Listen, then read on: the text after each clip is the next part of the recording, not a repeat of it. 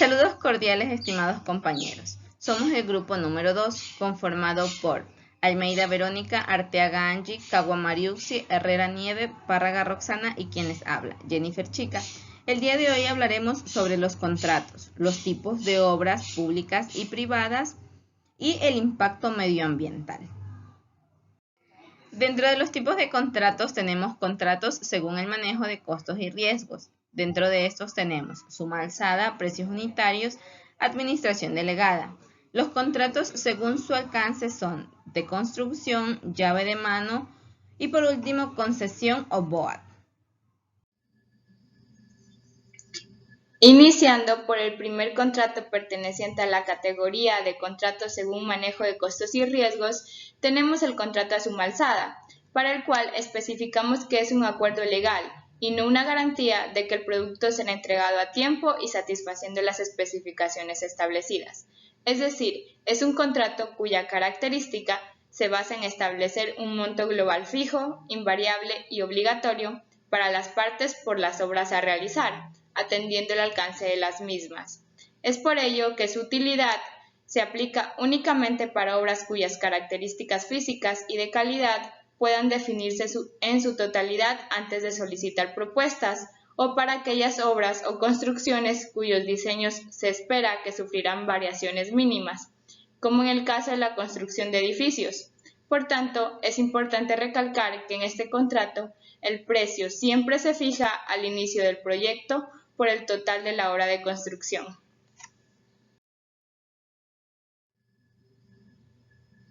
Para las ventajas y desventajas de este contrato, se debe considerar lo dispuesto por el Código Civil, que estipula que este tipo corresponde a contratos de venta, y como tal, el riesgo del proyecto de construcción los asume el contratista constructor de la obra. Es por ello que se establecen riesgos y ganancias para ambas partes. Por ejemplo, las ventajas que tiene el contratante es conocer desde el inicio el precio fijo para la obra y tener el control de costos de forma sencilla.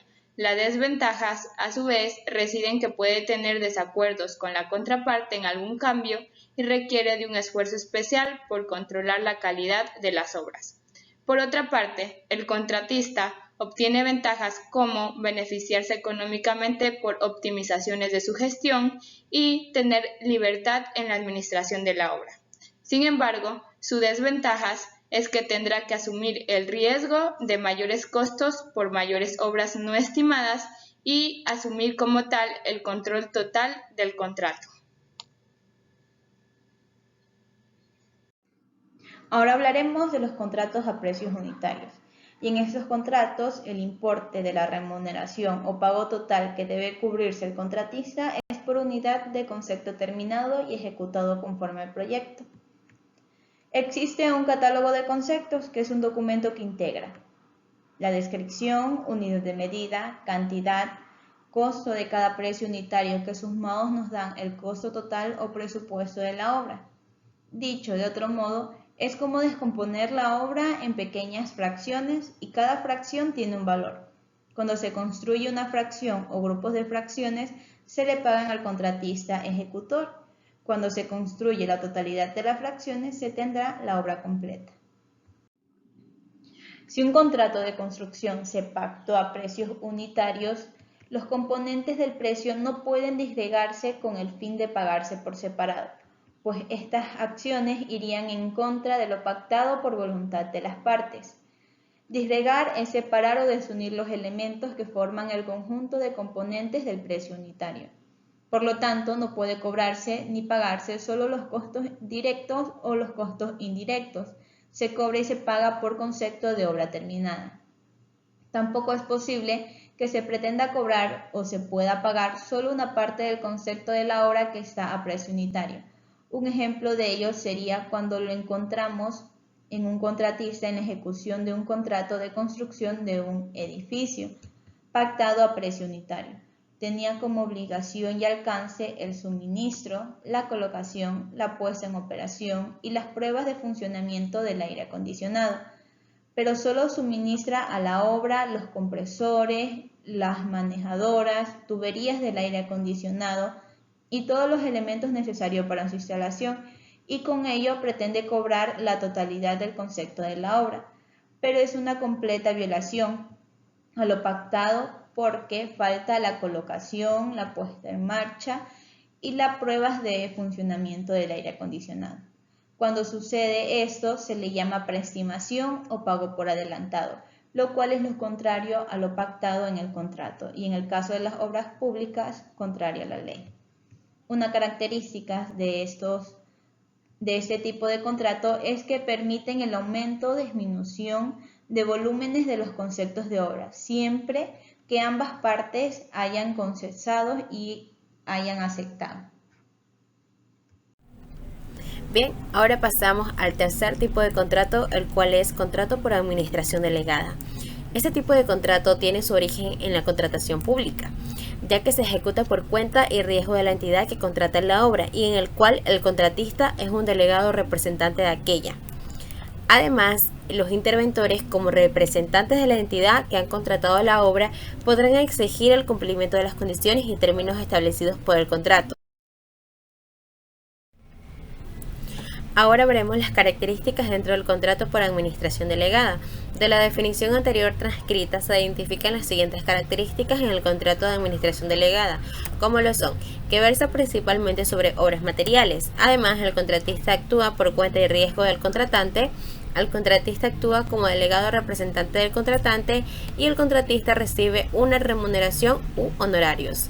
Adicionalmente, el contrato de administración delegada reúne las siguientes características propias de su naturaleza, como lo es de manera bilateral, oneroso, conmutativo, de tracto sucesivo y de colaboración.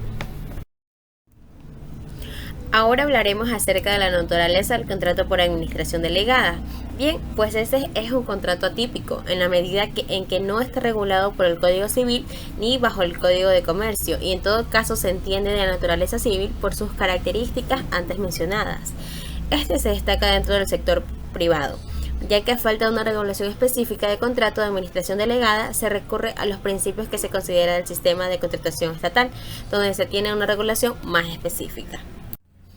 Este es un pequeño ejemplo de un contrato por administración delegada.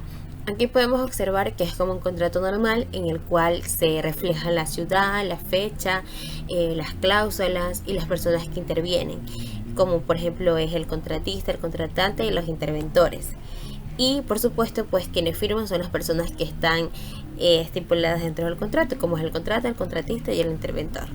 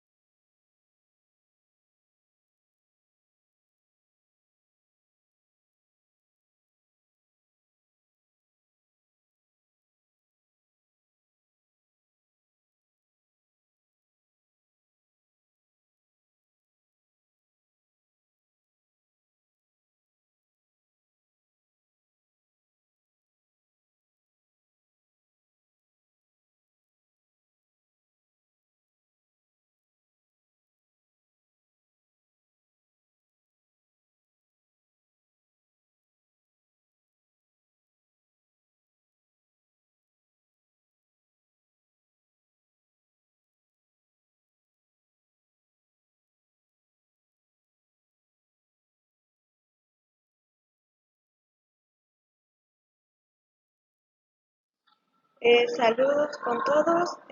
Yo voy a hablar sobre el contrato llave en mano.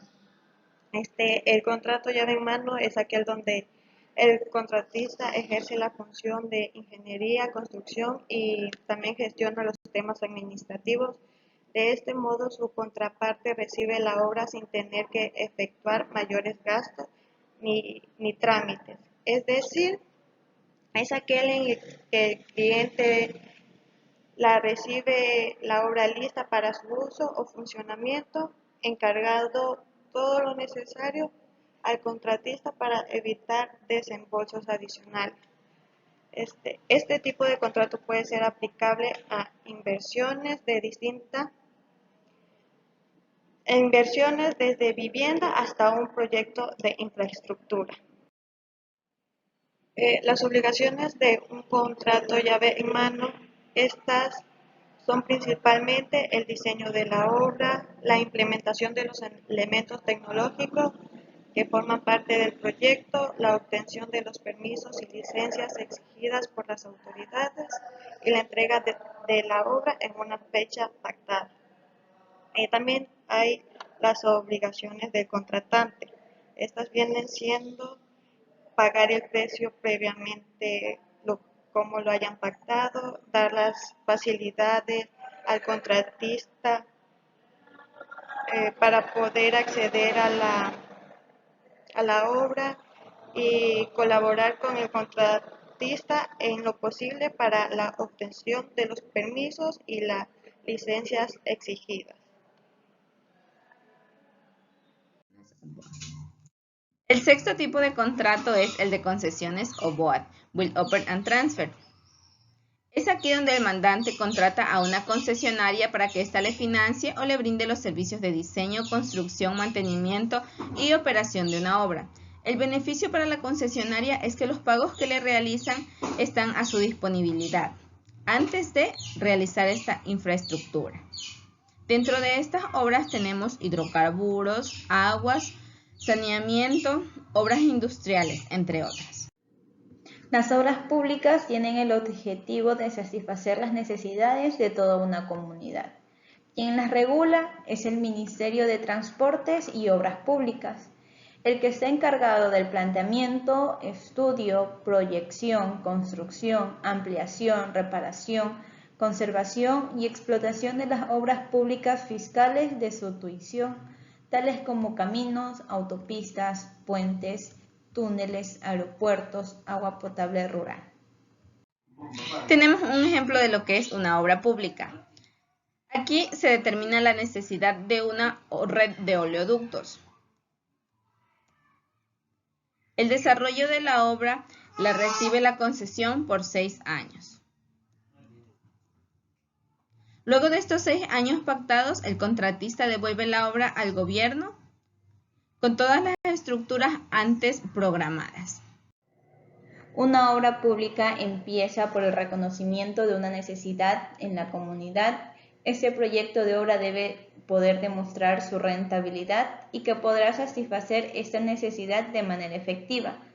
Se realizan a su vez estudios técnicos para determinar la viabilidad técnica y económica del proyecto de obra pública. Debe ser positiva la evaluación. Se otorga la declaratoria de viabilidad, lo que permitirá la elaboración del expediente técnico y la ejecución de la obra.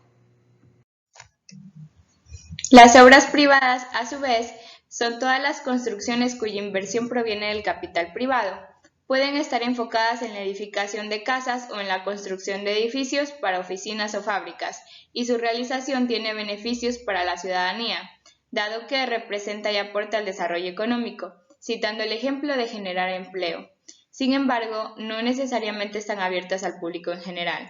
De igual manera, son reguladas por el Ministerio de Transporte y Obras Públicas, y su responsabilidad corresponde a las direcciones de los gobiernos autónomos descentralizados de planeamiento territorial, dado que es el encargado de autorizar los permisos de construcción, realizar el registro catastral, ejecutar las inspecciones intermedias y la inspección final de la construcción y efectuar la certificación de la habitabilidad de la edificación del caso.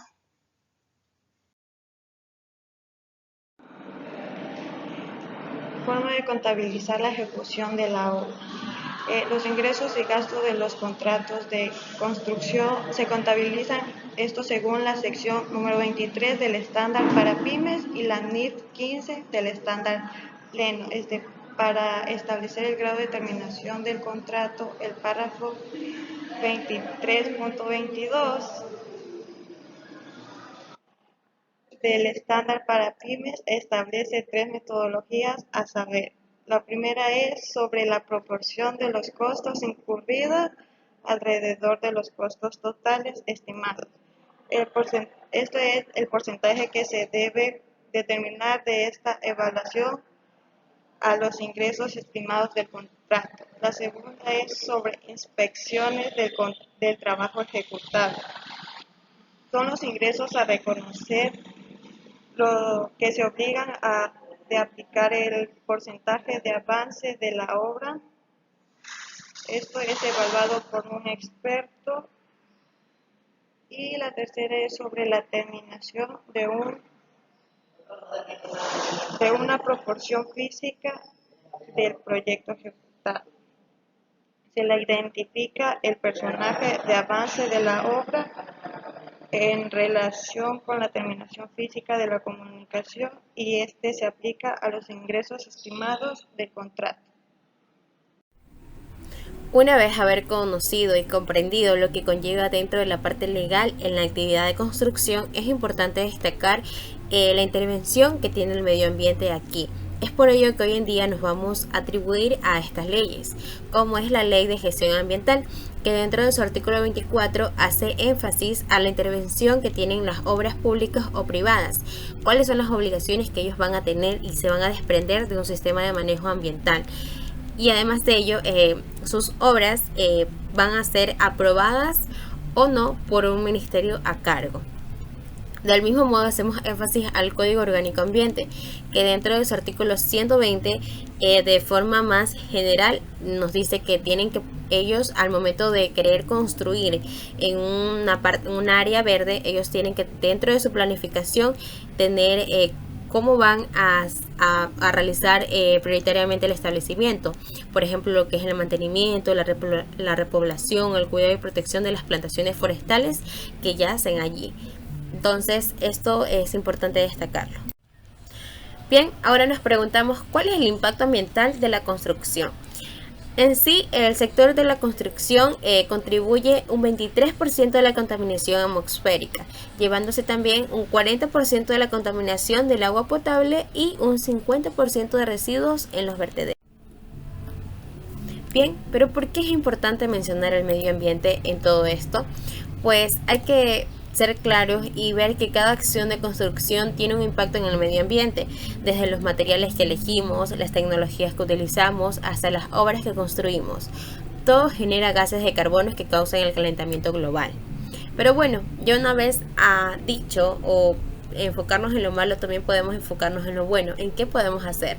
Por suerte, hoy en día no se ha perdido casi nada comparado con los últimos 10 años. Podemos afirmar que las industrias se está cambiando poco a poco. Su enfoque hacia nuevas preocupaciones medioambientales. Por ejemplo, el edificio ecológico se está convirtiendo en una tendencia importante, hoy en día apoyada por programas y fondos gubernamentales.